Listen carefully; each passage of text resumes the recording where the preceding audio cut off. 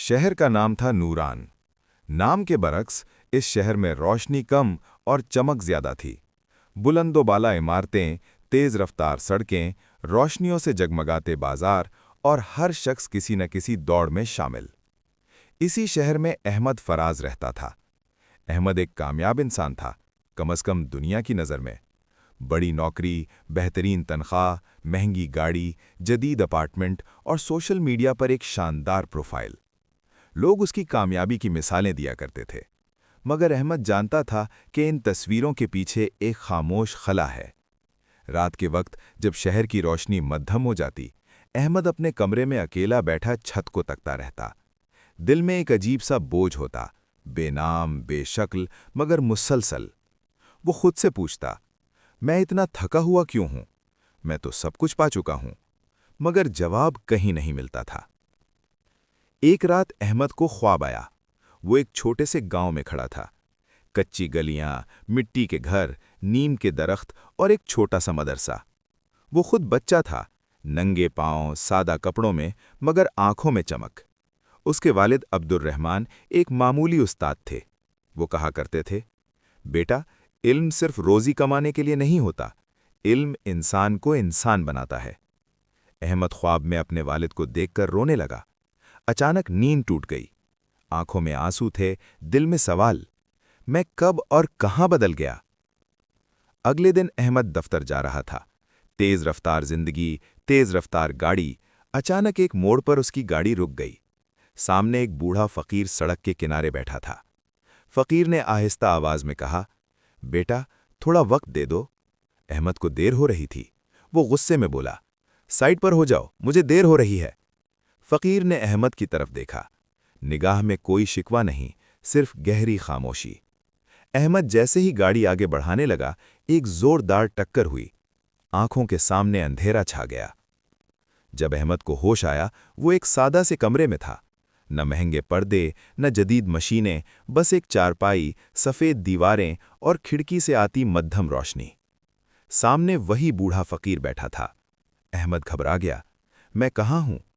फकीर मुस्कुराया, जहां हर इंसान को एक दिन आना पड़ता है। अहमद ने पूछा, क्या मैं मर गया हूं? फकीर ने जवाब दिया, नहीं, अभी नहीं, मगर तुम सो रहे थे। फकीर अहमद को एक पुराने आईने के सामने ले गया। देखो, फकीर ने कहा। अहमद ने आईने में देखा। वो खुद को देख रहा था, मगर कुछ मुख्तलिफ था। चेहरा वही था, मगर आंखों में खालीपन, मुस्कुराहट नकाब जैसी। फकीर बोला, ये वो अहमद है जो दुनिया को नजर आता है। अब वो देखो जो तुम खुद से छुपाते हो। आईना धुंधला गया। अब अहमद ने अपने अंदर के मनाजिर देखे। छोटे झूठ, समझौते, नजरअंदाज किए गए ज़मीर की आवाज़ें, दूसरों को कुचलकर आगे बढ़ना, और वो वादे जो उसने खुद से किए थे मगर तोड़ दिए। अहमद घुटनों के बल बैठ गया। मैं बुरा इंसान हूं। फकीर ने नरमी से कहा, नहीं, तुम भूले हुए इंसान हो। अगला मंजर बदल गया। अहमद एक अदालत में खड़ा था। न जज, न वकील, बस वक्त खड़ा था। वक्त ने कहा, तुमने जिंदगी को दौड़ समझ लिया। तुमने मंजिल तो पा ली, मगर रास्ते में खुद को खो दिया। अहमद बोला, मैंने मेहनत की, मैंने किसी का हक नहीं मारा। वक्त ने जवाब दिया, तुमने किसी का हक नहीं मारा, मगर अपना हक जरूर मार दिया, सच्चा इंसान बनने का हक। फकीर दोबारा सामने आया। अब भी वक्त है, उसने कहा। अहमद ने पूछा, क्या मैं सब ठीक कर सकता हूं? फकीर मुस्कुराया। जिंदगी माजी को नहीं बदलने देती, मगर नीयत को जरूर बदलने देती है। मगर कैसे? फकीर ने जवाब दिया, सच्चाई से, सादगी से और खिदमत से। अचानक अहमद की आंख खुल गई। वो अस्पताल में था। डॉक्टर कह रहा था, आप खुशकिस्मत हैं, मामूली चोट आई है।